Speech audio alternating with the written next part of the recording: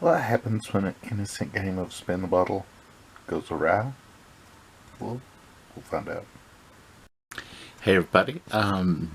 Trick is a modern sort of supernatural sort of slasher flick. I heard good, bad, and indifferent about it. So, uh, if it hadn't been for so many people on my Instagram showing this movie or sharing it, I probably wouldn't have picked it up.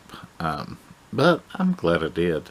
It's got a pretty decent cast. The only ones that I actually know off the cover is Omar Epps and Jamie Kennedy. Jamie Kennedy, he's never really been top bill on much of anything, and you can either like him or hate him. He does fine in this, though, in his part. He's not a big part of it. And Tom Atkins.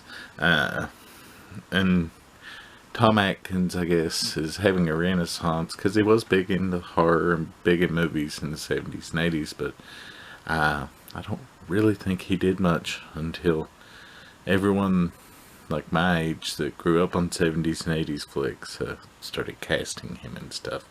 But yeah, Trick is about this character named Trick.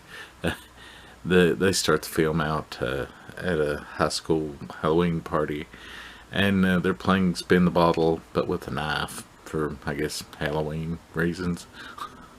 And anyways, he spins and ends up landing on a guy. And he doesn't want to kiss the guy, and when he acts like he is going to, he picks up the knife and he stabs that guy, and he kills a lot of people at the party. Well, then one of them ends up stabbing him in the gut, and they end up taking him to the hospital. Well, they end up arresting him, taking the survivors to the hospital, and anyways, he somehow escapes and kills a lot more people, and then jumps out a window and gets away, but he comes back every year, and they think maybe it's supernatural. They think maybe it's a lot of things. And is it a perfect movie? No. It's formulaic like every movie is these days. Is it something you haven't seen before?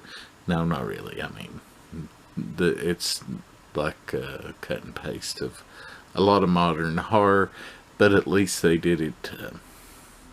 They did it.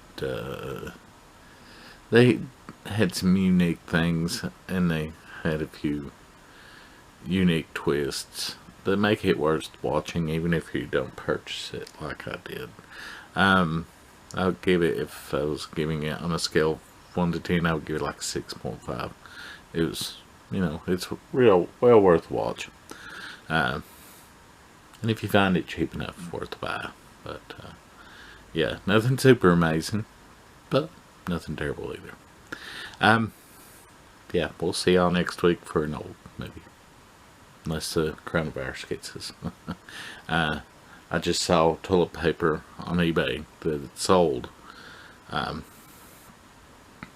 like 16 rolls for $8,000. That actually sold through. It wasn't like just what someone was asking. It sold for that. Get a grip, people.